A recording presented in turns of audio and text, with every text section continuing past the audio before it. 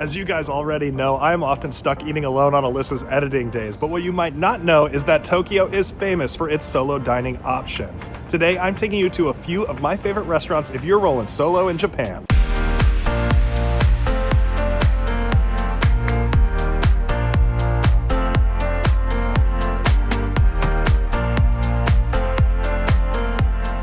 We're going to be starting the solo eating adventure off at Ichiran, which is probably the most famous restaurant for introverts in the entire world. It is a restaurant where you get your own individual cubby to enjoy some Hakata-style ramen. There's always a line, unless you go really late at night, or in this case, really early. I am pretty jet lagged, so I'm up at 6 in the morning. I'm so excited to go to Ichiran without having to wait in line.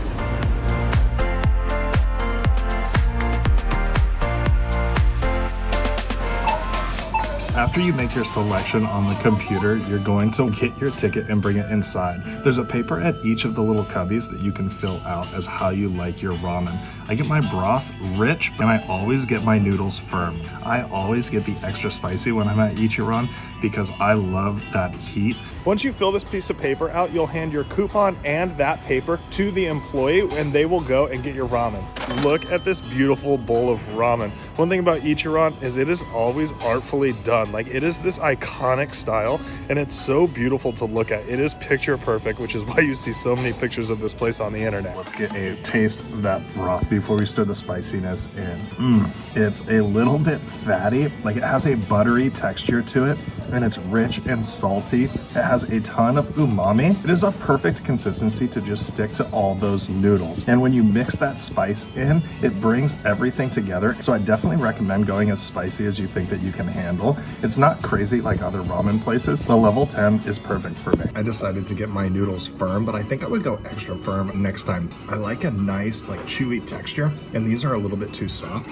The chashu is nice, classic, nothing too crazy. It goes perfectly with the broth. It's a good salty flavor, but it's not the best chashu that you're gonna find. All in all, this is a really artfully put together bowl, and it's such a cool place setting to eat it. Where else can you have a bowl of ramen in a setting like this? So that bowl of ramen is only 1,080 yen, so right around $7 US, which is really good. I opted not to get an egg because you have to peel your own there, and I didn't really feel like doing that this morning, so I skipped it. I would definitely recommend Ichiran, especially on off-peak times. However, I would say make sure that that's not the only bowl of ramen that you have when you come to Tokyo.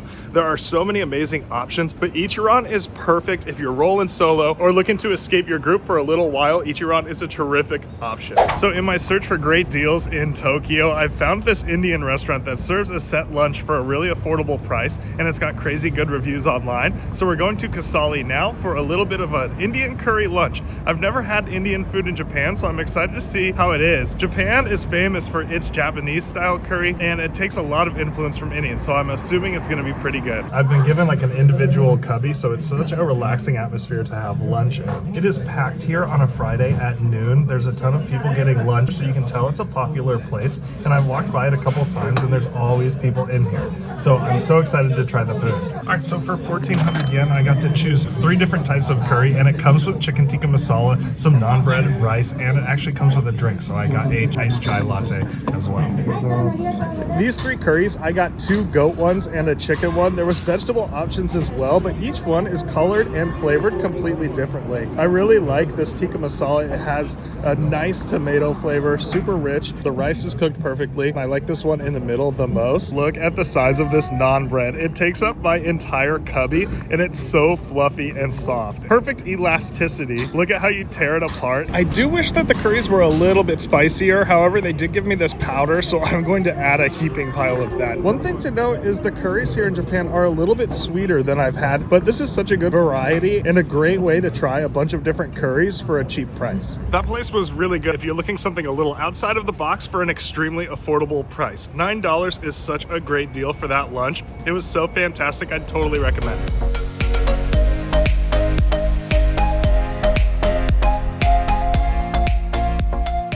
So whether you are rolling solo or in a group, you are still gonna need Wi-Fi while you are in Japan. For me, the best way to stay connected on your vacation is with an eSIM from today's video sponsor, Saily. We love Saily because you can purchase, download, and set it all up before you even board your plane, so you know it will be activated and ready the second you land. With over 190 countries of coverage, we're able to stay connected worldwide. Simply download the app, choose your country, your data plan, and activate. Scan the QR code, click the link in the description, or go to their website, saily.com/here'sgood, and use our code here'sgood for 15% off your first eSIM purchase. Make your trip a little easier and get an eSIM. It may not be a cheap eat, but it's a great deal. Saily eSIM has got you covered. All right, it is definitely a cold one out, which is why I picked up a hot tea for my walk. I always keep one in my pocket on cold days like this. And when it is cold, I usually crave spicy food. I found this place that serves Lanzhou Lamian. It's like a type of Chinese hand-pulled noodle, and this place looks really awesome. It's also halal if you have any dietary restraints. So I'm gonna head under the tunnel to the Chinatown side of Ikebukuro.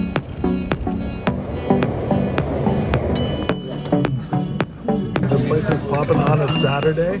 It smells like extra chili oil in here. I ordered mine. On the menu it said unnecessarily spicy, so I definitely chose that one. But I decided to go with the dry variety, and I also added a little bit of bean sprouts on the side. You can see the gentleman, he's in the window just hand pulling the noodles. So it's absolutely amazing and it smells so good. It is easy to see why this place is so popular on a Saturday. I got the human hand-pulled dry noodles. They could be a little bit spicier. I added quite a bit of that chili oil. The noodles are total perfection. They're bouncy and chewy, and you can always tell that they're hand-pulled because it's almost like you just have one huge long noodle. The meat is tender and delicious, and the lamb flavor is so good. I'm glad that I added the bean sprouts. It gives a nice crunch. The vegetables are fresh. It is just a perfect meal on a cold day. This place is awesome.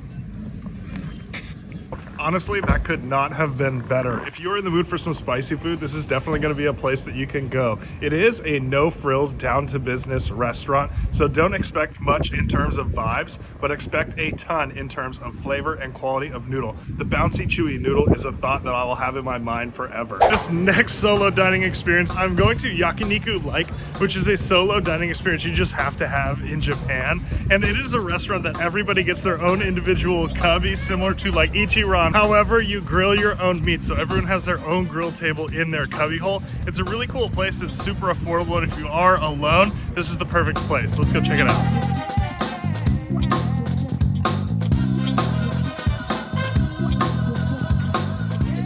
I really like that this place has an English menu and that you can order from a computer, so you can take your time and decide which of the sets you want to do. I decided to get a huge set for about 1,200 yen, and there's a generous portion of beef, and then I got some Wagyu ribs as well. Every cubby is complete with some sauces that you can mix with your meats and a self-serve water station. Your chopsticks are underneath the table, so you literally do not have to talk to anyone here. This is an introvert's dream. These super thin meats are really delicious. They remind me of Korean-style bulgogi. They cook so quick. I like to do a couple on the medium rare side and a couple a little bit torched, so you get some of that char from the grill and also a nice juicy rare bit in the middle. And definitely dip this in the sauce. The red chili paste is a must. I'm not exactly sure what this second meat that I opted for is. It has an enormous fat cap on it, but I cooked it at low temperature for a little bit longer, and I was able to keep the center medium rare and still render out all that fat. So this meat was actually delicious, and it melted away in my mouth. I was really surprised by it, and it was probably my favorite bite of the whole dining experience.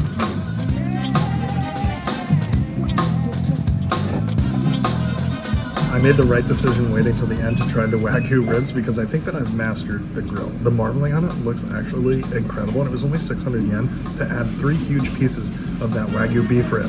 I'm actually surprised just how chewy this is for Wagyu. It looked really good. I think I'm gonna cook the next one a little bit longer and see if I can render out some of that fat because it was just almost too hard to chew. You definitely couldn't take a bite out of it, but if I put the whole piece in my mouth, it was really tasty. So I'm not sure if I just cooked it wrong, but I probably wouldn't recommend upgrading to the Wagyu portion. I have to say, as far as solo dining options, that is probably my favorite. It's such a fun experience. It's also really relaxing just to be in there alone on your own time grilling the meats. I'd probably get a larger portion of the meat, but man, really delicious. The dipping sauces and choices make it one of a kind, And this is a unique dining experience that you just gotta try when you're in Japan. It is another day I am rolling solo right now. It is about dinner time, and I saw that there is an Ootoya in our neighborhood. And this is another Japanese chain, and Japanese chain restaurants are just amazing places to dine alone. I actually think I see what I'm craving. They have this karage and then also a salted mackerel combo that I'm trying to try. This looks really good too, but everything is about 1,000 yen, which is like just under $7 US. So there is a ton of individual seating. There's counter tables everywhere. So if you are rolling solo, this is the perfect environment to come and grab a quick, chill meal. I love these chain spots because you order on the phone with a QR code and you really don't need to talk to anyone. I'm getting the karage and mackerel set. I added a side of those seasonal veggies and a lemon sour, all for about $12. Lemon sours are made with soju, but the lemon flavor is so fresh inside of them. Any carbonated beverage in Japan just seems to have a little bit more oomph and a little bit more carbonation. This set comes with such a great amount of food. We got some deep fried chicken karage as well as some salt grilled mackerel, which is one of my favorite things. There's also rice, some pickles, some radish for that fish, and a beautiful miso soup. This is the additional sauteed vegetables that I got. Looks like there's some eggplant, green beans, carrots. What a great deal. The chicken is cooked to perfection. It's so juicy on the inside, and the batter is light and crispy, and it's seasoned just perfectly. These sauteed vegetables are incredible. It's a black vinegar glaze. It's a delicate sweet sour. I love the mackerel. There's a crispy skin on the outside, but it's super oily and meaty on the inside. Delicious. I just love how each dish comes on its own individual plate. Everything is plated so cute, and for the price, it really can't be beat. Keep an eye out for these blue signs around Tokyo, because if you see an Ootoya, that is going to be a go-to spot if you're alone. A dining experience in Japan that I would totally recommend. 10 out of 10, I love that spot. So I was just walking by and I saw a Mr. Donut, and whenever I see a Mr. Donut, I almost always have to go in for some of their famous mochi donuts. There's not that long of a line right now later in the day. Sometimes the line will be totally around the block. This spot you get to pick and choose, so you just grab a tray and then you choose the donuts that you like. This place is awesome.